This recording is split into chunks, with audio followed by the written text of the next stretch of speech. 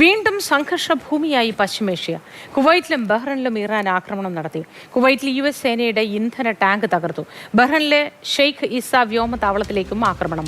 ഹോർമൂസിൽ 2 ചരക്ക് കപ്പലുകളെ ഇറാൻ ആക്രമിച്ചു.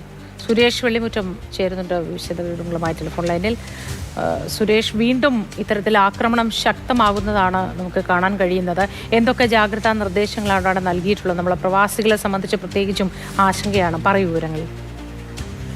മോത്തി, ഈ മേഖലയിൽ സമീപകാലത്തൊന്നും ഏതായാലും ഇത്തരത്തിലുള്ള ആക്രമണം അവസാനിക്കുമെന്ന് പ്രതീക്ഷിക്കാൻ കഴിയാത്ത വിധത്തിലാണ് കാര്യങ്ങൾ പോകുന്നത്. ഏറ്റവും പ്രധാനം ഹോർമൂസിന്റെ അവകാശം സംബന്ധിച്ചിട്ടുള്ള തർക്കമാണ്. അത് ഉറപ്പിക്കാൻ വേണ്ടി ഇറാൻ നടത്തുന്ന ഇടപെടലാണ് സംഘർഷത്തിന്റെ ഒരു കാരണം. മറ്റൊന്ന്, ഇറാനിൽ തന്നെയുള്ള 2 വിഭാഗങ്ങൾ ആഭ്യന്തരമായിട്ടുള്ള പിണക്കങ്ങൾ, അത് നയതന്ത്ര തലത്തിൽ സമാധാനം പുനഃസ്ഥാപിക്കണമെന്ന ഒരു വിഭാഗവും, അതല്ല കണ്ണിന് കണ്ണ് രക്തത്തിന് രക്തം എന്ന വിധത്തിൽ അമേരിക്കയ്ക്ക് മറുപടി നൽകണമെന്ന് മറുവിഭാഗവും വാദിക്കുന്നു, അതിനുവേണ്ടി പ്രവർത്തിക്കുന്നു. അതാണ് ഇപ്പോഴത്തെ സംഘർഷത്തിന്റെ അടിസ്ഥാന കാരണം എന്ന് പറയുന്നത്. ഏതായാലും മോത്തി സൂചിപ്പിച്ചതുപോലെ കുവൈറ്റിലും ബഹ്റൈനിലും ജോർദാനിലുമാണ് കഴിഞ്ഞ മണിക്കൂറുകളിൽ ആക്രമണം ഉണ്ടായത്.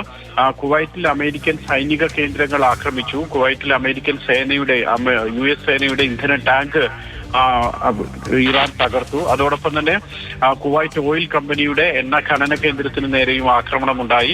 അവിടെ ആ ആക്രമണത്തിൽ ഒരാൾക്കാണ് പരിക്കേറ്റത്. എണ്ണ ഖനന കേന്ദ്രത്തിന് കേടുപാട് പറ്റിയിട്ടുണ്ട്, കാര്യമായി തന്നെ കേടുപാടുകൾ പറ്റിയിട്ടുണ്ട്.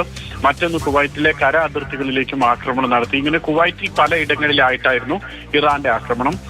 ബഹ്റൈനിലേക്ക് അമേരിക്കൻ വ്യോമതാവളം ലക്ഷ്യം വെച്ച് തന്നെയായിരുന്നു കഴിഞ്ഞ ദിവസത്തെ പോലെ ആക്രമണം നടത്തിയത്. അവിടെയും കേടുപാടുകൾ പറ്റിയിട്ടുണ്ട്. ഹോർമൂസിൽ 2 ചരക്ക് കപ്പലുകൾ ആക്രമിക്കുകയും ആ ചരക്ക് കപ്പലുകളുടെ നാവിഗേഷൻ സംവിധാനം ഇറാൻ തകർക്കുകയും ചെയ്തു എന്നാണ് ഇപ്പോൾ വരുന്ന റിപ്പോർട്ട്. ഏതായാലും ഈ മേഖലയിൽ ഇത്തരത്തിലുള്ള ആക്രമണം ഇറാന്റെ ഭാഗത്തു നിന്നും തുടരുകയാണ്.